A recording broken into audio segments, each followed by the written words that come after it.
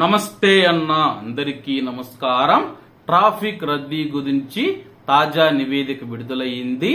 Traffic data విశ్లేషణ సంస్థ INRIX global traffic scorecard for 2023 నివేదిక ప్రకారం ట్రాఫిక్ రద్దీ పరంగా కువైట్ సిటీ అరబ్ దేశాలలో 6వ స్థానంలో నిలిస్తే ప్రపంచవ్యాప్తంగా 550వ స్థానంలో నిలిచిందని చెప్పి పేర్కొంది. ట్రాఫిక్ రద్దీ పరంగా అరబ్ నగరాలలో దుబాయ్ మొదటి స్థానంలో ఉందని చెప్పి రియాద్ మరియు అబుదాబి తర్వాతి స్థానంలో ఉన్నాయి. ప్రపంచవ్యాప్తంగా న్యూయార్క్ నగరం వరుసగా 2వ సంవత్సరంలో ప్రపంచంలోనే అత్యంత రద్దీగా ఉండే పట్టణ ప్రాంతంగా పేరు పొందింది. అలాగే దీని వలన నగరానికి చాలా సమయం వృధా అవుతూ ఉందని చెప్పి ఈ జాబితాలో మెక్సికో సిటీ 2వ స్థానంలో ఉండగా లండన్, ప్యారిస్, చికాగో తర్వాతి స్థానాల్లో ఉన్నాయి.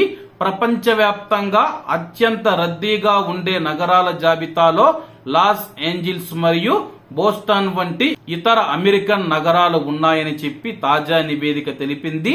మొత్తం మీద ట్రాఫిక్ రద్దీ కారణంగా 2023లో అమెరికాలో 70.4 బిలియన్ల కంటే ఎక్కువ ఖర్చవుతుందని చెప్పేసి నివేదిక తెలిపింది.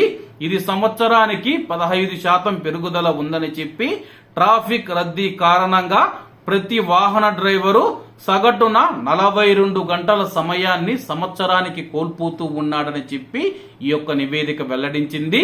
మరి కువైట్ లో ఉన్న మన డ్రైవర్ అన్నలు కువైట్ లో ఉన్న ట్రాఫిక్ రద్దీ గురించి మీ యొక్క అభిప్రాయాన్ని కామెంట్ రూపంలో తెలియజేయాలని కోరుకుంటూ అందరూ బాగుండాలి, అందులో మనం ఉండాలి. అందరికీ నమస్తే అన్న, జై హింద్.